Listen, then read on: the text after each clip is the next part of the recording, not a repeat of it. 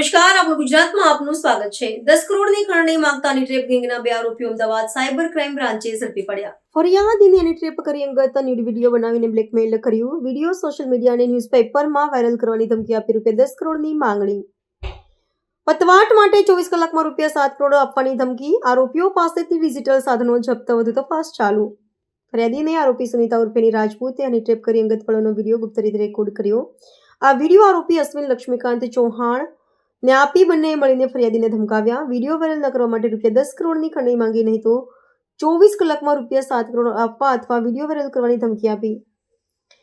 આરોપી અશ્વિન લક્ષ્મીકાંત ચૌહાણ, સુનિતા ઉર્ફે એની Rajput technical surveillance અને ડિજિટલ પુરાવાના આધારે આરોપીઓની ઓળખ કરી ઝડપી પડ્યા। ગુનામાં વપરાયેલા મોબાઈલ, કમ્પ્યુટર જેવા ડિજિટલ સાધનો જપ્ત કરાયા। વધુ પૂછપરછ ચાલુ છે।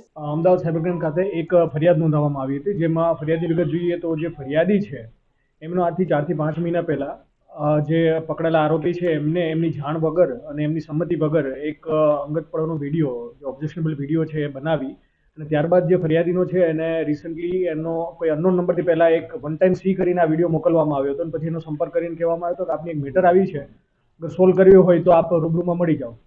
પછી ફરિયાદીને જે આ એક પકડેલા આરોપી છે અશ્વિન લક્ષ્મીકાંત ચૌહાણ, જે પોતાને સત્ય ન્યૂઝના તંત્રી તરીકે ઓળખ આપે છે અને એના તંત્રી છે, એમને ફરિયાદીનો સંપર્ક કર્યો હતો અને ફરિયાદીને રૂબરૂમાં મળી એના મોબાઈલમાં એક વિડીયો દેખાડ્યો હતો અને કહ્યું હતું કે જે આ એક અમારા સોર્સે આ વિડીયો આપેલો છે, અગર આપે આ વિડીયો વાયરલ ન કરવો હોય સોશિયલ મીડિયામાં કે અમે આના વિરુદ્ધમાં ન્યૂઝ ન છાપીએ તો એના માટે 10 કરોડની માગણી કરી હતી એમની પાસેથી।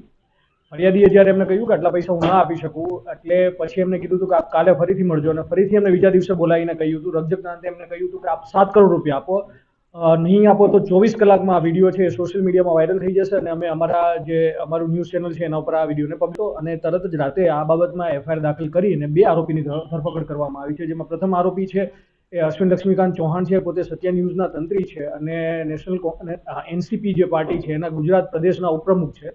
આ ઉપરાંત બીજા જે આરોપી છે જે સુનિતા ઉર્ફે એની રાજપૂત, એ આ જે ષડયંત્રના મુખ્ય માસ્ટરમાઇન્ડ છે। આ વિડીયો જે છે એમના ઘરે જ એમને એક સ્પાય કેમેરો લગાવીને બનાવેલો હતો અને એક એમના બોયફ્રેન્ડ જે હાલમાં ફરાર છે પરમજીત સિંઘ ઉર્ફે બિન્ની સિંઘ, જે એક જીમના ઇન્સ્ટ્રક્ટર છે, એમને બેને મળીને આ કાવતરું રચ્યું હતું અને પછી એમને સંપર્ક કર્યો હતો આ અશ્વિન ચૌહાણનો અને એમના થ્રુ આ જે 10 કરોડની જે ખંડણી છે એમની પાસેની માંગી હતી। તો આ ગુનામાં બંને આરોપીની ધરપકડ કરવામાં આવી છે। વિડીયો કોની સાથે બન્યો છે, કઈ જગ્યાએ બન્યો છે અને આશય શું હતો?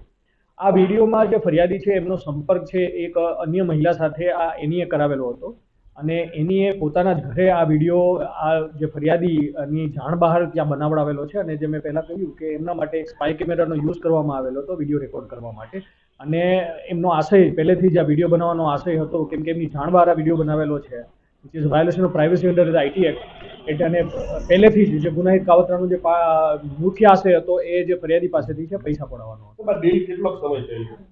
આજે છે વિડીયો જેમ છે એ 5 થી 6 મહિના પહેલા બનેલો છે। ત્યારબાદ જે ફરિયાદીનો સંપર્ક જે છે હમણાં લાસ્ટ 1 મહિનાથી કરવામાં આવેલો હતો અને છેલ્લા 2 થી 3 દિવસમાં જે 10 કરોડથી પછી 7 કરોડની માંગણી કરવામાં આવેલી, એ જે ફરિયાદ થઈ છે એમના 2 દિવસ પહેલા જ કરવામાં આવી હતી।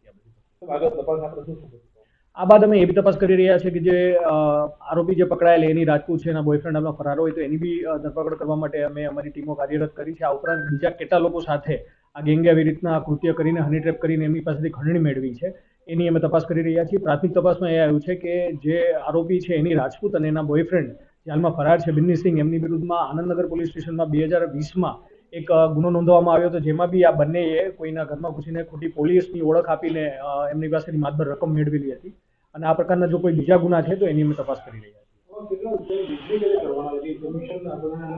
છીએ। કેમ કે હજી કોઈ પૈસા એમને મળેલા નથી એટલે અન્ય બી એક આરોપી હજી ફરાર છે, મળીએથી આ પૂરા ષડયંત્રમાં કોનો કેટલો રોલ છે એ વિગતો આગળ જણાવશું।